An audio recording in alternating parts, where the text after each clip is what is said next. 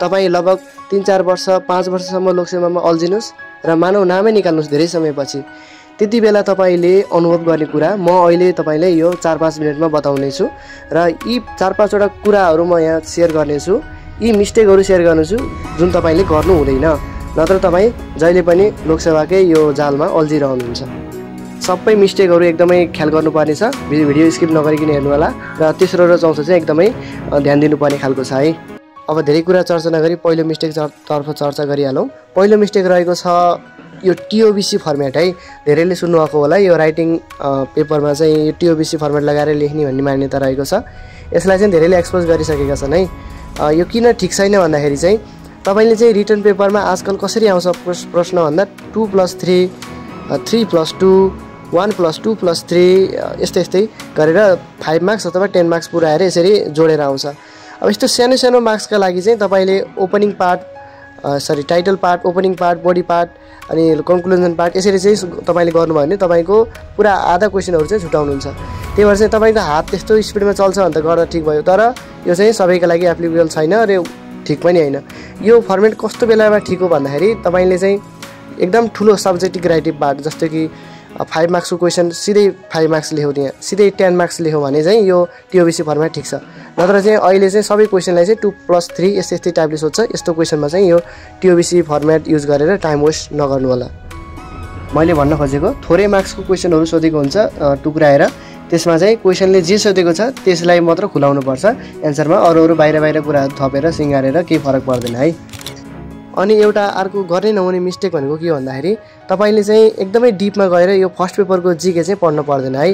जिकेमा चाहिँ एकदम सजिलो बाहिर आउट सर्फेसली इम्पोर्टेन्ट क्वेसनहरू मात्र सोध्छ र एकदमै धेरै डिपमा गएर अनावश्यक कुराहरू पनि घोकेको छ, पढेको छ अनि इक्जाममा चाहिँ बाहिरको इम्पोर्टेन्ट क्वेसन सोध्यो भने चाहिँ तपाईँले चाहिँ अब जानेको क्वेसन पनि बिगार्ने जस्तो सम्भावना हुन्छ है, किनकि डिपमा अनावश्यक कुराहरू चाहिँ पढ्नुहुन्छ तपाईँले। जस्तो कि मैले विश्वको इतिहासको कुरा चर्चा गरेँ। विश्वको इतिहासमा चाहिँ तपाईँले बाहिर यसो पास्ट क्वेसनहरू निहाल्नु भयो भने 95% चाहिँ तपाईँले यसो हेर्नुभयो भने औद्योगिक क्रान्ति, म्याग्ना कार्टा, फ्रान्सको राज्य क्रान्ति यी सबैको बाहिरको मिति मात्र सोधेको छ, अरू केही सोधेको छैन। त्यो खास त्यति इम्पोर्टेन्ट छैन। त्यो 2 मार्क्सको क्वेसन सोध्छ प्राय नासु खर्दारहरूको लागि, अरूको त अब के होला त्यो हेर्नुहोस्। अनि तपाईँले चाहिँ एकदम धेरै डिपमा गएर चाहिँ पढ्नु पर्दैन भन्न खोजेको मैले। जिके चाहिँ सजिलो सोध्छ र तपाईँले चाहिँ डिपमा गएर पढ्नुभयो भने चाहिँ जस्तो कि नेपोलियन बोनापार्टको जीवनी पढिराख्नु भएको छ, तर त्यहाँ चाहिएको भनेको नेपोलियन बोनापार्टको 1-2वटा भनाइ, रुसोको भनाइ र त्यस्तै आउट सर्फेस कुराहरू मात्र हो है। त्यही भएर डिपमा पढ्नुभयो भने चाहिँ तपाईँ आफ्नै ह्याङ हुनुहुन्छ र धेरै भित्र गएर चाहिने कुराहरू चाहिँ नपढेर तपाईँ फेल हुने सम्भावना हुन्छ। पढ्न चाहिँ सबै पढ्नुपर्छ तपाईँले, जिकेको र आइक्यूको पनि सबै कभर गर्नुपर्छ, तर आउट सर्फेसली कभर गर्नुपर्छ है। आजकल त अब पास भयो हुन्छ, 45 मार्क्स ल्याए हुन्छ। त्यही भएर तपाईँले चाहिँ आउट सर्फेसली सबै चाहिँ कभर गरेको हुनुपर्छ, धेरै डिपमा चाहिँ जानु पर्दैन है फर्स्ट पेपरको। तर रिटन पेपरको चाहिँ तपाईँले डिपमै गएर मजाले हरेक एङ्गलबाट चाहिँ त्यो टपिकलाई चाहिँ बुझाउन सक्ने जस्तो हुनुपर्छ। रिटन पेपरको चाहिँ छुट्टै है, त्यो चाहिँ धेरै महत्त्वपूर्ण छ। र अर्को एकदमै मिस्टेक भनेको चाहिँ के हो भन्दाखेरि तपाईँले चाहिँ रिटन पेपरको तयारी गर्दाखेरि तपाईँले नलेखिकन त्यो तयारी हुँदैन है, लेख्नै पर्छ। किनकि लेख्नुभयो भने तपाईँ त्यसमा अभ्यस्त हुनुहुन्छ। तपाईँ एकदम त्यो टपिकलाई हरेक एङ्गलबाट बुझाउन सक्ने हुनुभयो, मजाले बुझ्नुभयो, तर लेख्नु भएन भने चाहिँ तपाईँको इक्जाममा त्यो हात चल्दैन। हात चाहिँ जतिखेर चल्छ त्यतिखेर तपाईँले त्यसलाई लेखाइमा प्र्याक्टिस गर्नुभएको छ। इभन एकदमै सजिलो टपिक ल कार्यालय व्यवस्थापन भनेको के हो भनेर मात्र सोध्यो भने पनि तपाईँलाई थाहा छ, तर त्यसलाई लेख्न सक्नुहुन्न किनकि तपाईँले हात चलाउनु भएकै छैन। पहिला त्यसले आफैले कार्यालय व्यवस्थापन भनेको के हो भनेर आफैले प्र्याक्टिस गरेर लेख्ने गर्नुभएको छ भने चाहिँ तपाईँले चाहिँ त्यो हात चल्छ है। र अर्को एउटा मिस्टेक के रहेको छ भन्दाखेरि यो 5औँ मिस्टेक चाहिँ एकदम तपाईँले गर्ने नहुने हो, यो मिस्टेक पनि नगर्नुहोस् है। यो मिस्टेक के रहेको छ भन्दाखेरि तपाईँले हरेक आफ्नो उत्तरहरू प्रस्तुत गर्दाखेरि आफ्नो तरिकाको उत्तर त्यो ठिक भए पनि आफ्नो तरिकाले उत्तर दिने बानी चाहिँ नगर्नु होला है। जस्तै मैले भन्न खोजेको, जस्तो कि मानौ अब यहाँ धेरै समूह पढ्नेहरूले हेर्दै हुनुहुन्छ होला भिडियो, मानौ तपाईँले प्रशासन लिनुभयो अरे, प्रशासन सेवा समूह छनौट गर्नुभयो र त्यहाँ मानौ सार्वजनिक प्रशासनका धेरै टपिकहरू तपाईँले पढ्नुपर्छ। र मानौ त्यहाँ सार्वजनिक प्रशासनका धेरै टपिक पढ्दाखेरि चाहिँ मानौ थर्ड पेपरतिर अथवा सेकेन्ड थर्डतिर चाहिँ सूचनाको हक, पारदर्शिता यी कुराहरू चाहिँ त्यहाँ पढ्नुपर्छ। अब त्यो सूचनाको हक र पारदर्शिता चाहिँ सार्वजनिक प्रशासनसँग सम्बन्धित भएर नै ती कुराहरू चाहिँ तपाईँले जान्नुपर्छ भनेर त्यहाँ राखेको हुन्छ पाठ्यक्रममा। अब त्यहाँ कार्यालय व्यवस्थापन होला अथवा सूचनाको हक पारदर्शिता होला अथवा संविधानका कुराहरू होला।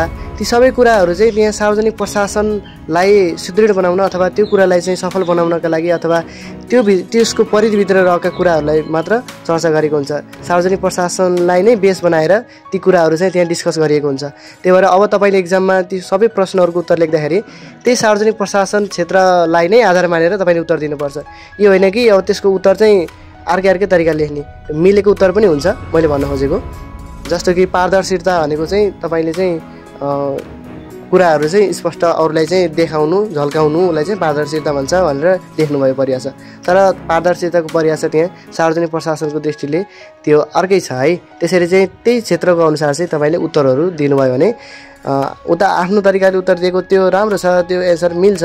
तर मैले भन्न खोजेको त्यही विशेष क्षेत्रसँग सम्बन्धित रहेर उत्तरहरू प्रस्तुत गर्नुभयो भने त्यो कपी चेक गर्ने मान्छेलाई चाहिँ एकदम आकर्षित गर्छ र त्यो उत्तर चाहिँ सुनमा सुगन्ध हुन्छ। अर्को चाहिँ यो मिस्टेक चाहिँ कसैले नगर्नु होला है। र यो मिस्टेक भन्दा पनि यो ठुलो अवसर र ठुलो सल्लाह जस्तै हुन्छ तपाईँको लागि। तपाईँले चाहिँ के गर्नुहोस् भन्दाखेरि पहिलो सुरुचोटि लोकसेवा तयारी गर्नुभएको छ भने अहिले तपाईँले एकैचोटि अरू सबै तहहरूको पनि दिनुहोस् है। तपाईँले अरू तहहरूबारे तपाईँ मेन कुरा भनेको चाहिँ लोकसेवा आयोगमा आफ्नो कदम राख्ने हो। जता जुन तहमा सानो तहमा भए पनि हुन्छ, छिर्ने मात्र हो है। छिरिसकेपछि तपाईँ त्यो इन्सेक्युरिटी फेल हुन्छ र बिस्तारै तपाईँ अरू तहहरूमा इक्जाम दिँदै प्रगति गर्न सक्नुहुन्छ। तर कसरी छिर्न सक्नुहुन्छ भन्दाखेरि चाहिँ एकैचोटि तपाईँले भए जतिका सबै लोकसेवा आयोगको परीक्षाहरू दिनुहोस्। मतलब अनावश्यक त्यो जे पाए त्यही परीक्षाहरू दिने होइन कि। जस्तो कि तपाईँ अहिले नायब सेवाको तयारी गर्दै हुनुहुन्छ भने सुरुमा तपाईँले खर्दारको तयारी पनि गर्नुहोस्। सङ्घीय खर्दार सङ्घीय नासु दुईवटा इक्जाम भइहाल्यो, त्यो दुईवटा दिनुहोस्। अनि आफ्नो प्रदेशको नासु प्रदेशको खर्दार आफ्नो प्रदेशको सहायक चौथो सहायक पाँचौँको पनि परीक्षा दिनुहोस्। र अधिकृत पढ्नका लागि अहिले तयारी गर्नुभएको छ, ब्याचलर पास गर्नुभएको छ भने त्यो सातौँ तह र सङ्घीय शाखा अधिकृतको पनि तयारी गर्नुहोस्। यसरी चाहिँ तपाईँलाई 2, 2, 4, 6वटा इक्जाम त यसै भइहाल्यो। र अझ तपाईँले अझै आफ्नो अर्को प्रदेश पनि नजिकै छ भने पनि अर्को प्रदेशको पनि नासु खर्दार अथवा सातौँ तहहरूको पनि इक्जाम दिन सक्नुहुन्छ, 4th, 5th र 7th तहको। यसरी चाहिँ तपाईँले तयारी गर्नुभयो भने मानौँ ल पहिलोचोटिमा नाम ननिस्केला, तर धेरैचोटि तपाईँले इक्जाम दिइसकेपछि धेरै अनुभवहरू बटुल्नु हुनेछ र तपाईँले चाहिँ मिनिमम 2-3 चोटिमा चाहिँ तपाईँको प्रयास यदि राम्रो छ भने पहिलो, दोस्रो अथवा तेस्रोचोटिमै तपाईँको नाम निस्किने सम्भावना हुन्छ है। र मैले चाहिँ एउटा इम्पोर्टेन्ट कुरा भन्छु तपाईँलाई। जस्तै कि यो तयारी सेन्सै इन्फो च्यानल हो।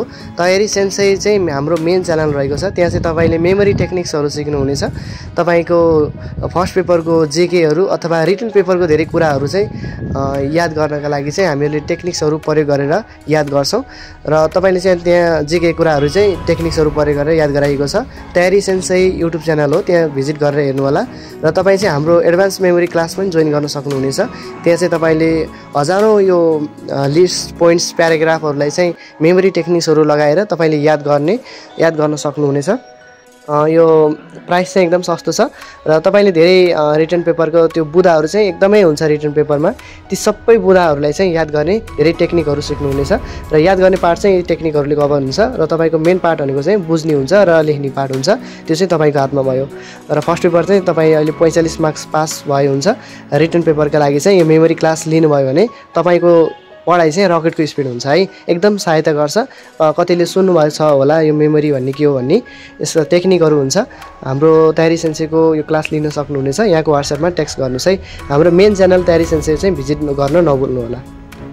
र यो युट्युब च्यानलमा चाहिँ म तपाईँहरूलाई इन्फर्मेटिभ कुराहरू यस्तै कुराहरू सेयर गर्नेछु। तपाईँको लागि आवश्यक हुन्छ, यसलाई पनि सब्सक्राइब गर्नु होला।